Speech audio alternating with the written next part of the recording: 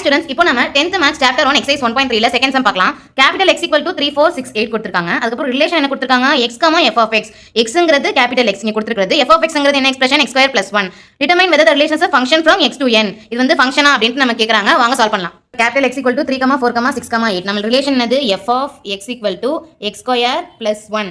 xங்கிறது capital x ன்னு சொல்லிட்டாங்க. So x க்கு பதிலா ஃபர்ஸ்ட் 3 போட்டு பார்க்கணும். சோ f of 3 x க்கு பதிலா 3 னா இந்த x இருக்கிற இடத்துக்குலாம் நம்ம 3 சப்ஸ்டிட்யூட் பண்ணிட்டு அந்த எக்ஸ்பிரஷன்ல இருந்து என்ன அவுட்புட் வருது அப்படினு பார்க்கணும். சோ x இருக்கிற இடத்துல நம்ம 3 போடணும். 3 square plus 1 x square plus 1 அந்த எக்ஸ்பிரஷன்ல x க்கு பதிலா 3 சப்ஸ்டிட்யூட் பண்ணா 3 ஸ்கொயர் plus 1. 3 ஸ்கொயர் என்னது?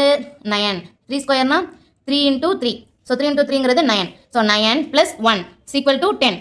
இப்போ பேர் என்ன வருது? x, y சொல்லிருக்கேன். சோ xங்கிறது 3. இப்போ அவுட்புட் வந்தது 10. இது ஒரு பேர்.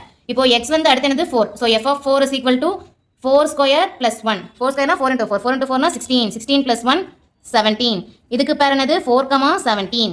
x equal to 6 substitute பண்ணா f of 6 equal to 6 square plus 1. 6 square na 6 into 6 36 plus 1 37. இதனுடைய பேர் 6, 37. அதுக்கப்புறம் x equal to 8. 3 4 6 8. 3 4 6 கண்டுபிடிச்சிட்டோம். 8 லாஸ்ட் கண்டுபிடிக்கணும். f of 8 is equal to 8 square plus 1. 8 8s are 64. 64 plus 1 65. இதனுடைய பேர் 8, 65. நமக்கு கிடைச்ச பேர்லாம் நம்ம ரிலேஷன்ல எழுதிடலாம்.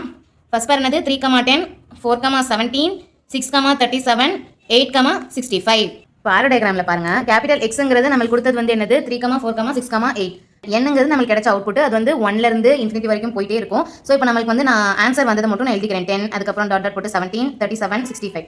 ஸோ இப்போ 3ல இருந்து என்ன பேர் கிடைச்சிருக்கு? 3, 10. ஸோ 3ல இருந்து 10, 4ல இருந்து 17, 6ல இருந்து 37, 8ல இருந்து 65. எக்ஸ் எலமெண்ட்ல இருந்து n எலமெண்ட்டுக்கு ஒரு இமேஜ் மட்டும் போனா அது வந்து ஒரு ஃபங்க்ஷன். இப்போ இதே 3ல இருந்து 10க்கும் 3ல இருந்து 17க்கும் போச்சுன்னா it is not a function. 3ல இருந்து 10க்கும் 3ல இருந்து 17க்கும் இமேஜ் போச்சுன்னா it is not a function. So எல்லாத்துக்குமே யூனிக்கா ஒரு இமேஜ் தான் இருக்கு. ஸோ என்ன ஸ்டேட்மெண்ட் எழுதுவீங்க?